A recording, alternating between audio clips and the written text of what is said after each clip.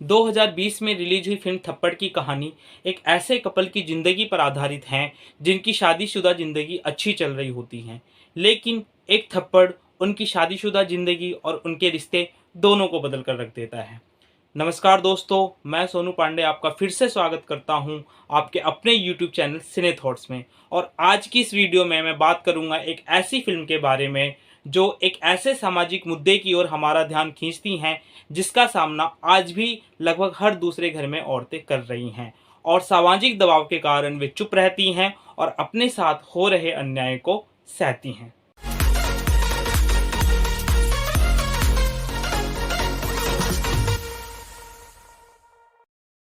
Film की कहानी अमृता नाम की एक ऐसी लड़की के आसपास घूमती है जो एक अच्छी बहू, अच्छी बेटी, अच्छी दोस्त और अच्छी बहन है और जिसने अपना सारा जीवन अपने पति के लिए समर्पित कर दिया है। वहीं दूसरी तरफ उसका पति है जो अपने सपनों को पूरा करने के लिए कुछ भी करने को तैयार हैं।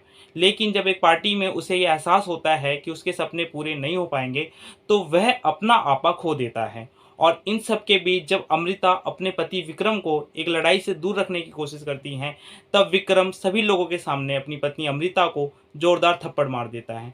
दोस्तों, विक्रम के द्वारा ये थप्पड़ खाने के बाद अमृता जिन इमोशंस यानी भावनाओं से गुजरती हैं वह किसी के भी रोंगटे खड़े करने के लिए काफ़ी हैं। अमृता को अब ये एहसास हो जाता है कि अपनी पति विक्रम की ज़िंदगी में उसका होना अब वह मायने नहीं रखता जिसकी उसने आशा की थी।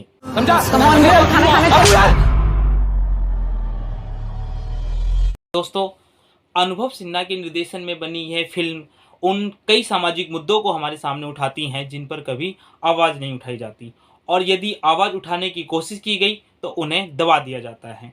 उन्हीं सामाजिक मुद्दों में से एक है घरेलू हिंसा। अब दोस्तों, आप कहेंगे कि एक थप्पड़ घरेलू हिंसा कैसे हो सकती है? जी हाँ, एक थप्पड़ घरेलू हिंसा नहीं हो सकती, लेकिन एक थप्पड़ घरेलू हिंसा की शुरुआत तो है। जस्ट अ स्लैप, पर नहीं मार सकता। तापसी पन्नू की यह फिल्म लोगों की उस सोच पर थप्पड़ मारती है जो अपनी पत्नी को मारने के बाद ये कहते हैं कि औरत हो तो सहना तो पड़ेगा। दोस्तों, यह फिल्म संदेश देती है कि यदि बात सिर्फ एक थप्पड़ की होती तो औरत उसे सह भी लेती, परंतु बात जब एक औरत के आत्मसम्मान की हो तो उसे औरत कैसे सह सकती है? शादी के बाद अपने सारे सपनों को पीछे छोड़ चुकी औरत की सिर्फ दो ही चाहत होती हैं, एक प्यार और दूसरा सम्मान। परंतु जब उससे ये भी छीन लिया जाए तो औरत आवाज़ उठाती हैं और उसका आवाज़ उठाना पुरुषवादी समाज पर एक जोरदार प्रहार है। दोस्तों, यह फिल्म प्रश्न करती हैं तो उत्तर भी देती हैं कि शादी के बाद औरतों की इच्छाएं कब हवा हो जाती हैं इसका पता उन्हें स्वयं भी नहीं चल पाता। आखिरकार ऐसा क्यों होता है? क्योंकि हमारे समाज पर पुरुषवादी सोच हावी है, यानी हमारे समाज पर पुरुषवादी मानसिकता का प्रभाव अधिक है और इस पर प्रश्न करने की जगह इसे प्राकृतिक समझकर मान लिया जाता है। जाने दे बेटा, थोड़ा बर्दाश्त करना सीखना चाहिए औरतों को। हर रिश्ता फ्लॉड होता है। फिल्म में एक सीन है जिसमें एक माँ अपनी बेटी से कहती हैं कि औरतों को मन मारना पड़ता है, थोड़ा बर्दाश्त करना सीखना चाहिए। यानी एक औरत को अपने साथ हो रहे अन्याय पर चुप रहने के लिए कहा जा रहा है।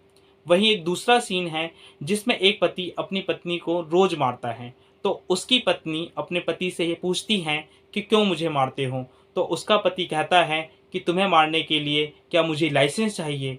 अर्थात जब एक पति अपनी पत्नी को मारता है और पत्नी उसे चुपचाप सहती हैं तो पति को लगता है कि यह उसका अधिकार है। यहीं से डोमेस्टिक वायलेंस की शुरुआत होती है, यानी घरेलू हिंसा की शुरुआत होती है। दोस्तों, दीदी, कल उसने फिर मारी, पर कल है ना, मैंने सोची किसी दिन इसने अंदर तक कुंडी लगा ली तो तू कहाँ जाएगी। फिल्म सिर्फ घरेलू हिंसा जैसे मुद्दे को हाईलाइट नहीं करती, बल्कि उन वजहों को भी उजागर करती हैं जो औरत के कमज़ोर होने के पीछे छिपे हुए हैं, जैसे औरत का अत्याचार सहना और समाज की सोच जिस पर पुरुषवादी मानसिकता हावी है, और एक औरत के पीछे होने के पीछे औरत का हाथ होना। दोस्तों, कुल मिलाकर थप्पड़ एक अच्छी फिल्म है जिसे आप पूरे परिवार के साथ देख सकते हैं।